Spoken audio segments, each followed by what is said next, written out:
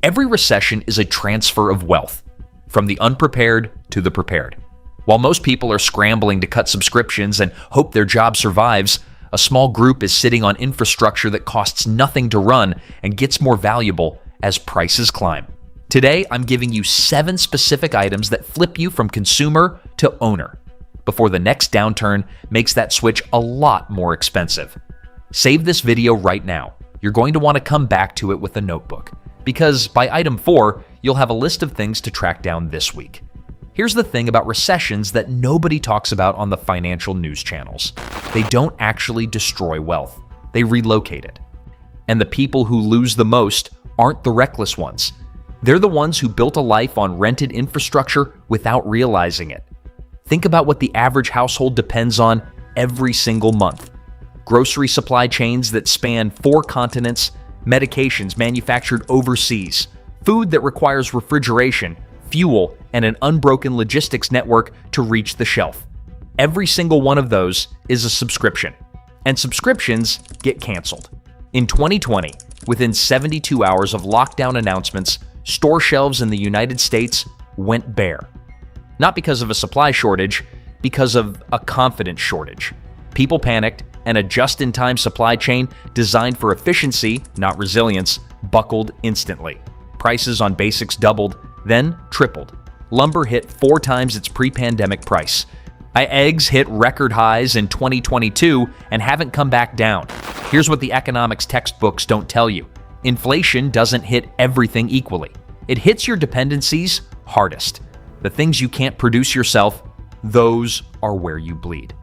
The items on this list exist in a different category entirely. They're not supplies you stock, they're assets you build. Each one is a permanent reduction in what you need to buy from a system that is, by design, fragile. Let's get into it. Number 1, the elderberry bush, Sambucus nigra.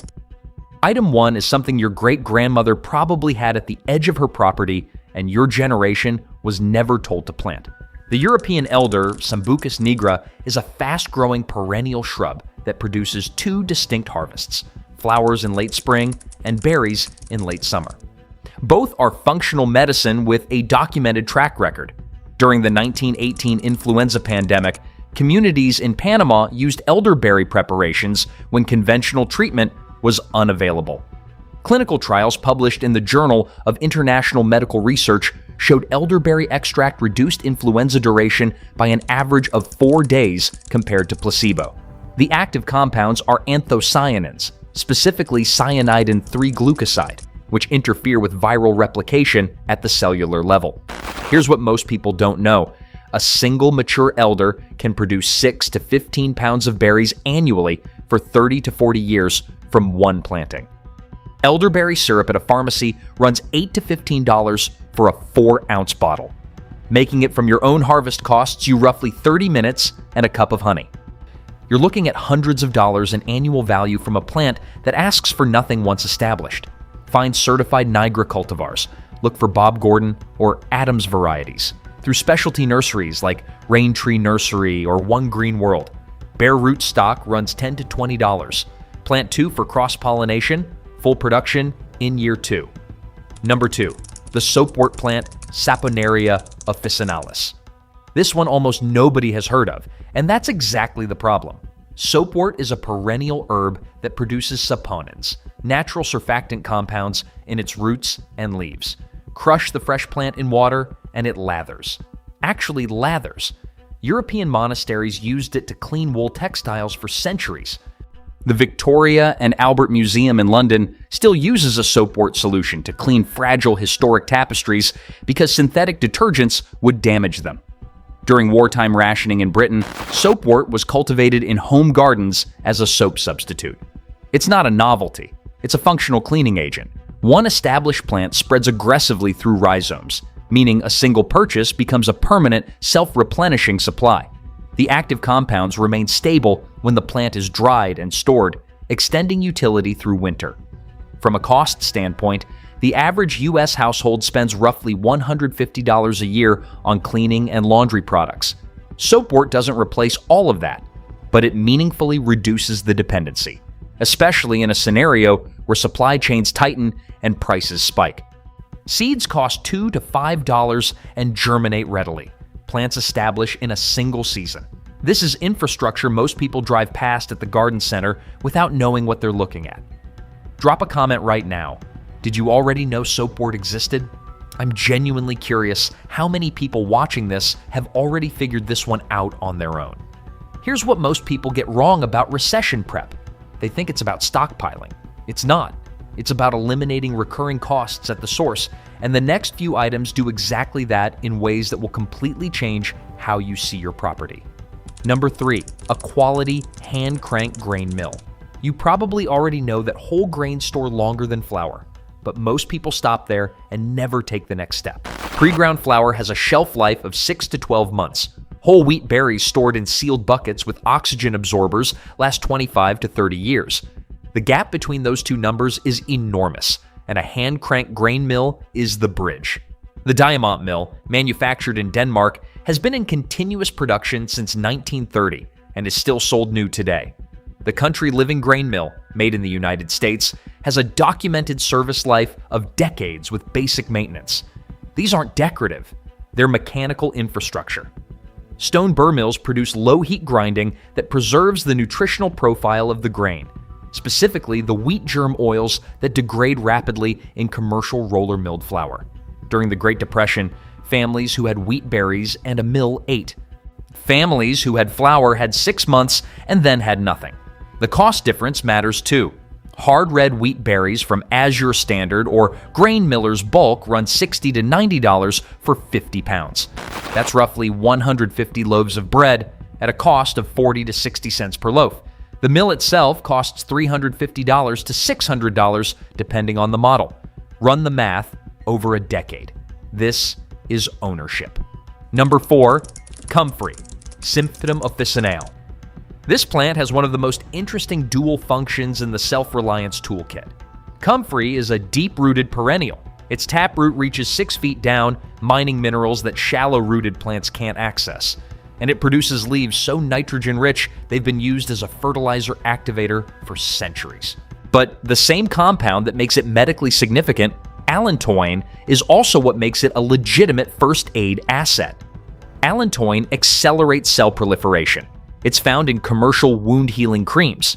Comfrey root preparations have been used in documented field medicine to reduce the healing time of bruising, sprains, and closed fractures. A German clinical study showed comfrey root extract reduced ankle sprain pain by 33% faster than diclofenac gel, a common pharmaceutical anti-inflammatory. The agricultural function is just as important.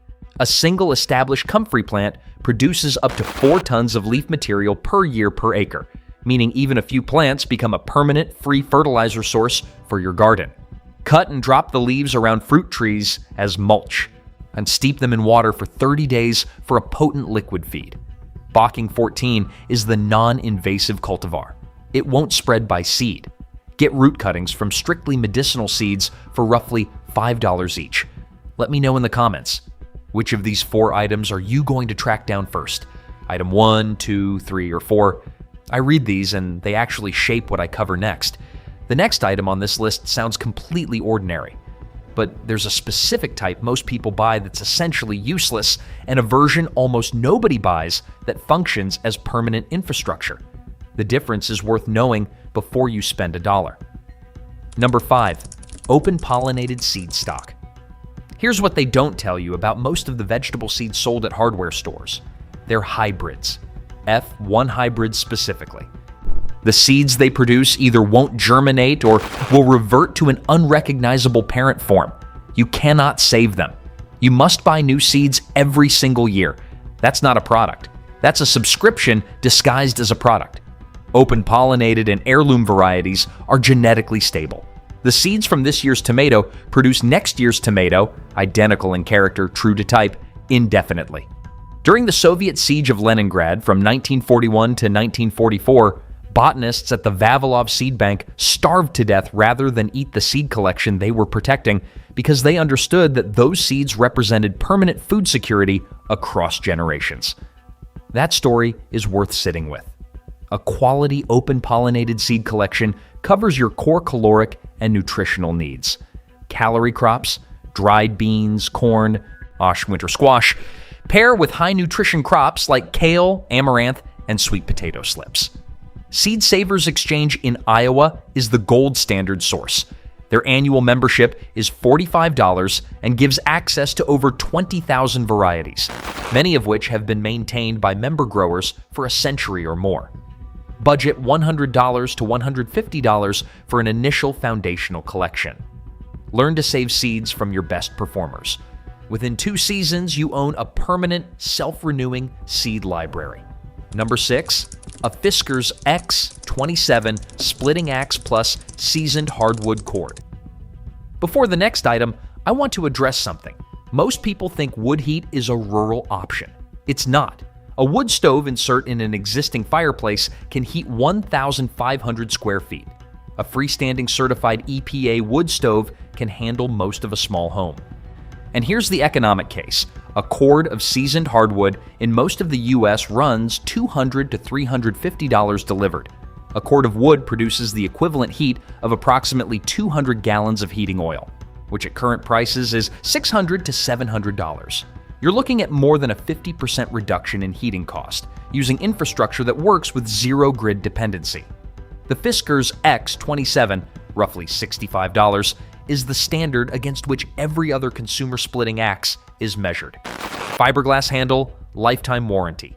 The geometry of the head is engineered to direct force outward rather than straight down, which reduces split effort by roughly 20% over traditional designs. It's not glamorous, but it is durable, effective, and domestically available. And here's what most people skip. Wood must be seasoned, dried for 12 to 18 months before it burns efficiently. Greenwood produces 30% of the heat of seasoned wood and significantly more creosote. The move is to buy or cut a cord now, stack it properly with airflow, and let it condition while you still have reliable heat. Buy a moisture meter under $20 and learn to read it. Under 20% moisture content is your target. The last item on this list is the one almost nobody talks about in these videos, and honestly, it might be the highest value thing on the entire list once you hear the full case for it. Number 7, a productive dwarf fruit tree. Gild 1 tree, 1 planting, 30 to 50 years of compounding returns. That is the math of a dwarf apple, pear, or plum tree installed as part of a plant guild, a design cluster of companion plants that support each other's growth and collectively reduce maintenance to near zero. Here's what the nursery industry doesn't emphasize. A standard apple tree purchased for $35 to $60 bare root from a reputable source will begin producing fruit in year 3 to 4. A mature dwarf apple produces 100 to 150 pounds of fruit annually. Organic apples at a farmer's market run $2.50 to $4 per pound. You're looking at $250 to $600 in annual value from a $50 investment indefinitely. Your great-grandparents planted fruit trees as infrastructure, not landscaping. Every farm had an orchard. It wasn't optional. It was the difference between eating well in October and going without. For 3 generations now, the industry has convinced people that fruit comes from stores and that trees are decorative. The Gild design matters. Plant a nitrogen-fixing shrub like Siberian pea shrub at the drip line, dynamic mineral accumulators like comfrey, which you now have, as a mulch ring, and a ground cover of white clover for pest predator habitat. This is a self-maintaining system. After the establishment period, your inputs are essentially zero. If you know someone who keeps saying they want to get more self-sufficient but doesn't know where to start, send them this video. This is the list. These are the 7 things worth actually doing. Let me explain why these 7 items specifically outperform every other recession prep strategy out there. Because there's a structural reason, and once you see it, you can't unsee it. Every item on this list shares 3 properties that conventional prep items don't. First, they generate a return rather than simply holding value. A stock pantry has a ceiling. These items have no ceiling. They produce indefinitely. The economic principle is the same one behind any income-producing asset. The upfront cost is a one-time event, but the benefit compounds annually. That's not a prepper concept. That's basic capital theory. Second, They depreciate towards zero while the market price of what they replace inflates. Your grain mill doesn't get more expensive to run as wheat prices rise. Your elderberry bush doesn't bill you more when pharmacy costs increase. Modern alternatives are priced according to global commodity markets, logistics costs, labor costs, and corporate margin. Your perennials and your tools are not.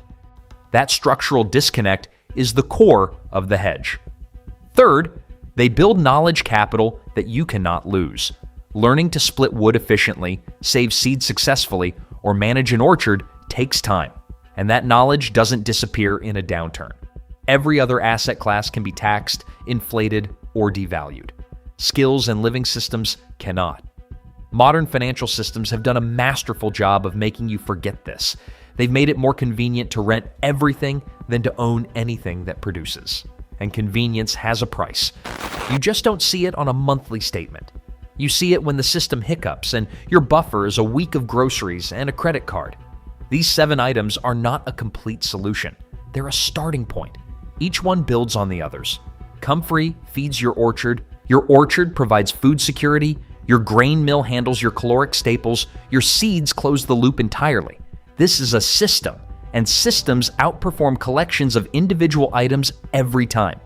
Here's the one thing I want you to do this week, not this month, this week. Go order bare root elderberry stock. That's it. 2 plants, $20 to $40 total, from Rain Tree or One Green World. Plant them in a location you can actually see from your house. That visibility matters, because watching something grow that you own, that you planted, that requires nothing from a supply chain, that does something to the way you think about every other dependency in your life. It sounds small. It isn't. That's how all of this starts. Not with a grand off-grid overhaul, not with a 5-figure investment, but with one decision to own something that produces rather than consume something that depletes.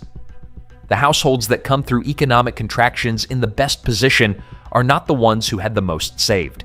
They're the ones who had the least they needed to spend. Every item on this list is a permanent reduction in outgo.